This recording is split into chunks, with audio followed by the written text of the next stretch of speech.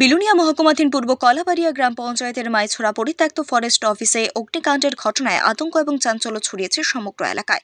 এলাকাবাসী আগুন দেখতে পেয়ে দ্রুত ছুটে এসে নিয়ন্ত্রণে আনার চেষ্টা করে আগুন, কিন্তু সবকিছু শুকনো থাকাতে কিছুতেই তা সম্ভব হচ্ছে না।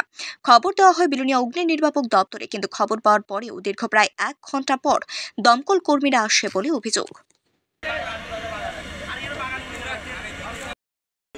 কি হয়েছে এখানে? এখানে তো একজন পাগল থাকে, মানসিক বাসা মেইন, ও মনে হয় আগুন লাগাই দিচ্ছে। হ্যাঁ, এরপরে ফায়ার সার্ভিসে ফোন করার 1 ঘন্টা পরে ফায়ার সার্ভিস আছে। এরপরে আয়া ফায়ার সার্ভিস করতে জনেরা ট্রেনিং করতে এখানে আয়া, মানে ফায়ার সার্ভিস করতে রোল পাইপ টান দিয়ে খুলবো ফায়ার সার্ভিস করতে। তারপরে ফায়ার সার্ভিস আমরা দেখেন খাওয়া চেপল পরে আসছে, এরা মনে রেডি আছিল না। খাওয়া চেপল পরে স্টাফ আসছে, আমরা দেখেন না একজন স্টাফ।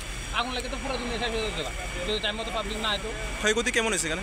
ক্ষয়ক্ষতি হয়েছে মোটামুটি, কিন্তু এখন আগুনটা তাড়াতাড়ি নির্মাণ হয়ে গেছে, এটাই আর কি। ফায়ার সার্ভিস আরও তাড়াতাড়ি, কিন্তু বিলুনিয়াতে 10 মিনিট লাগে, ফায়ার সার্ভিস আসতে লাগে 1 ঘন্টা। ঘরগুলো কিসের এখানে?